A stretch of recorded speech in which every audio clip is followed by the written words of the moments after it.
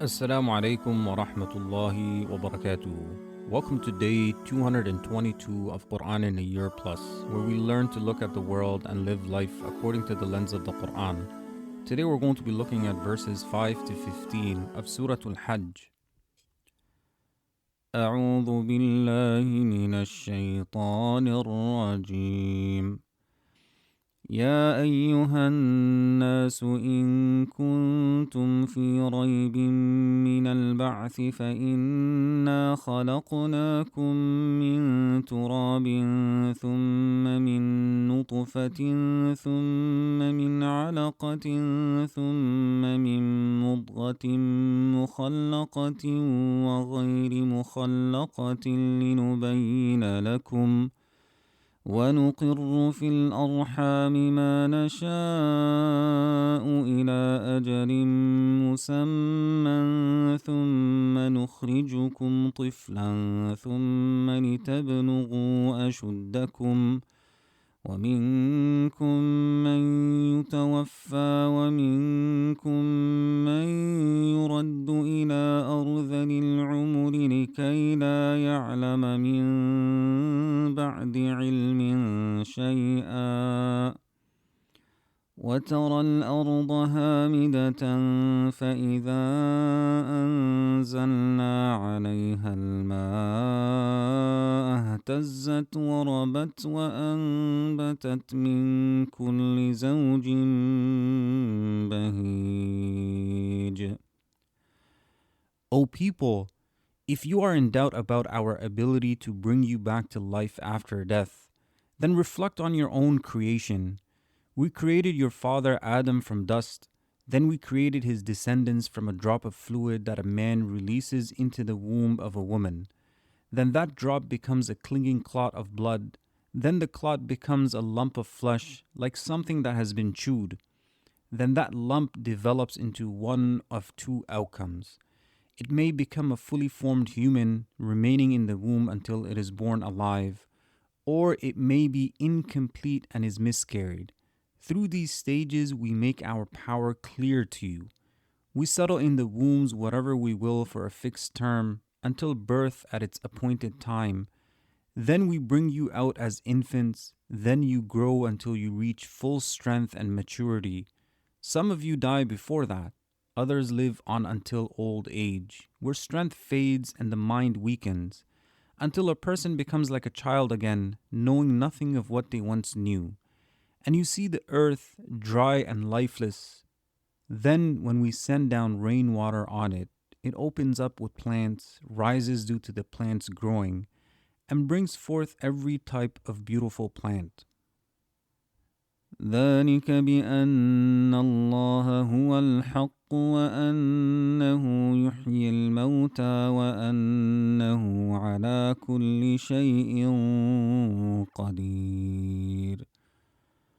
All of what has been mentioned to you from the beginning of your creation, its stages, and the different conditions people go through, is so that you may believe that Allah, the one who created you, is the ultimate truth with no doubt in Him. This is unlike the idols you worship, and so that you may believe that He gives life to the dead and that He has power over all things. Nothing can escape His ability. وأن الساعة آتية لا ريب فيها وأن الله يبعث من في القبور. And so that you may believe that the hour is certainly coming, with no doubt about it, and that Allah will raise the dead from their graves to reward or punish them for what they used to do.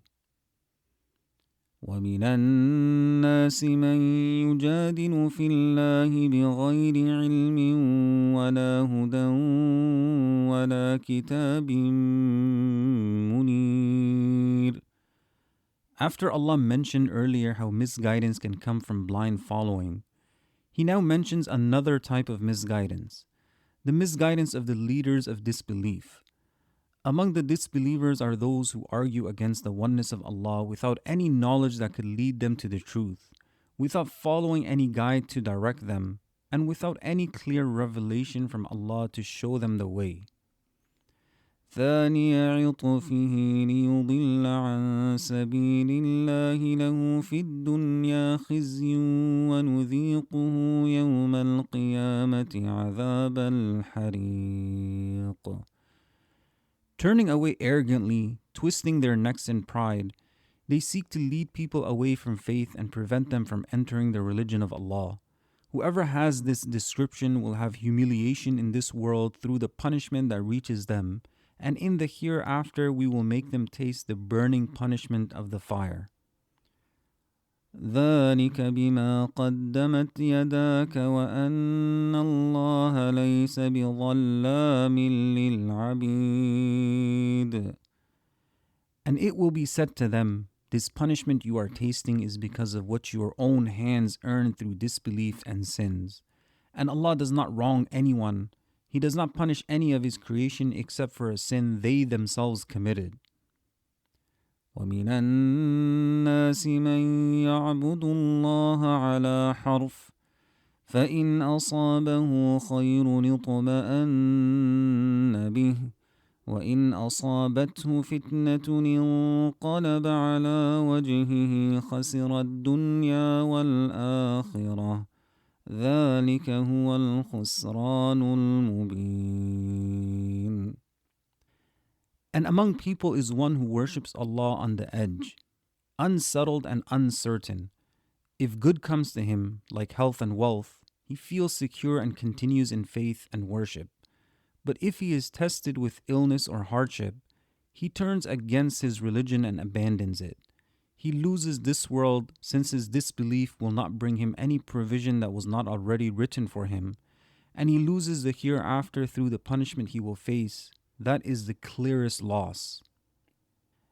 يدعو من دون الله ما لا يضره وما لا ينفعه ذلك هو الضلال البعيد.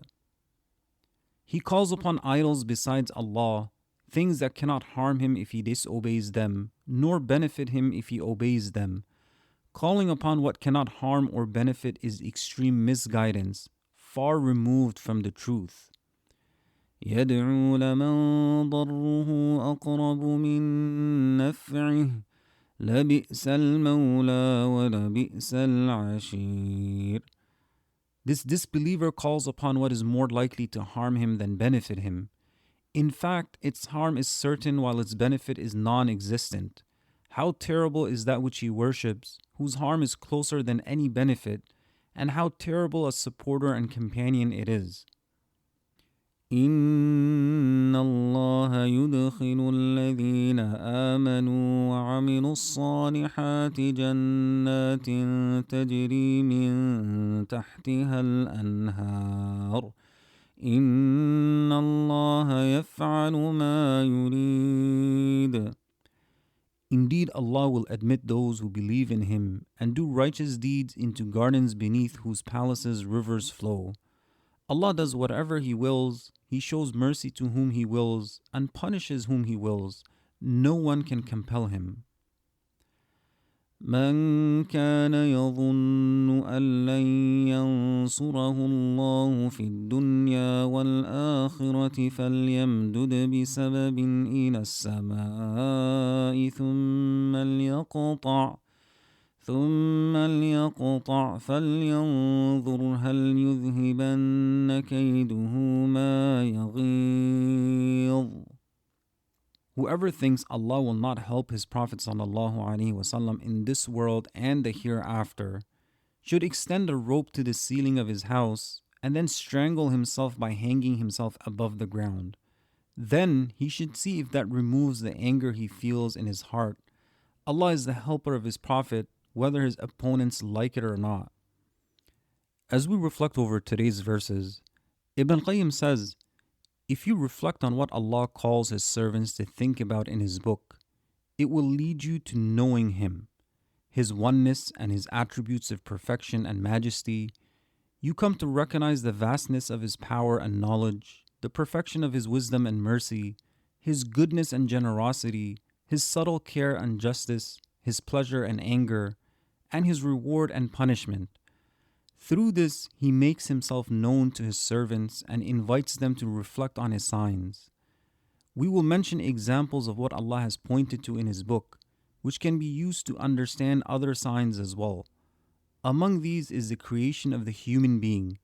Allah has repeatedly called us to reflect on it and observe it, where he says, O people, if you are in doubt about resurrection, then we created you from dust, then from a drop of fluid, then from a clinging clot, then from a lump of flesh, formed and unformed, so that we may make it clear to you, and we settle in the wombs whatever we will for a fixed term. Then we bring you out as infants, then you grow until you reach your full strength. And among you are those who die early, and among you are those who return to the weakest stage of life, so that after having knowledge they know nothing.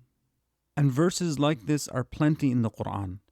It calls the servant to reflect and think about the beginning of his creation, its stages, and its end. Because within himself and his own creation are some of the greatest proofs of his creator and originator.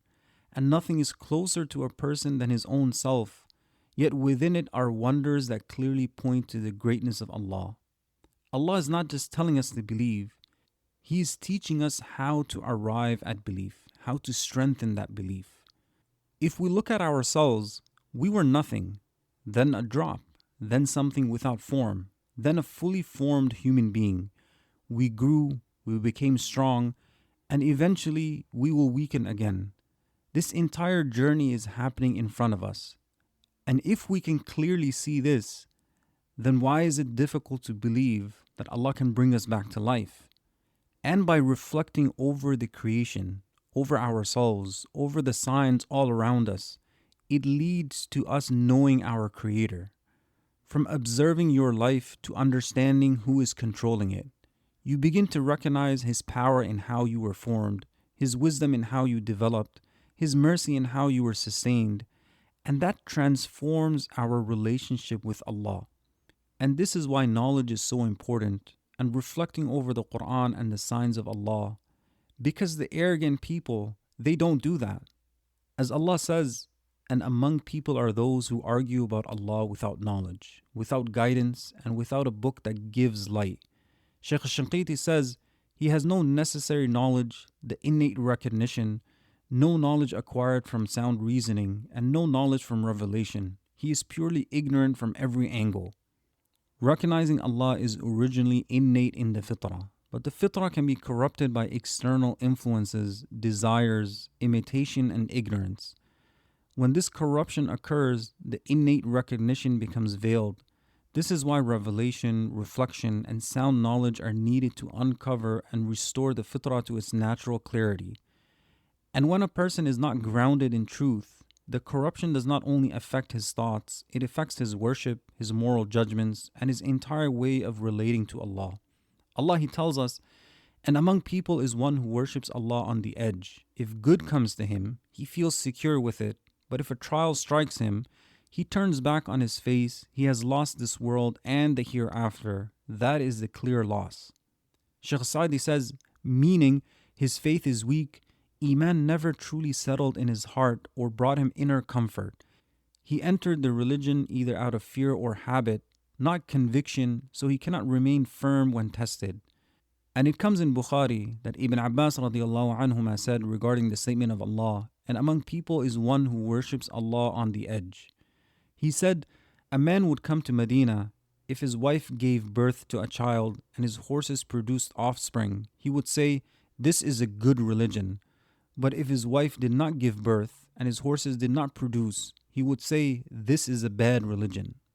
And we have to be careful of this as well, that our relationship with Allah is not a transaction. If things go well, I'm good with Allah. But if things go wrong, I start questioning everything.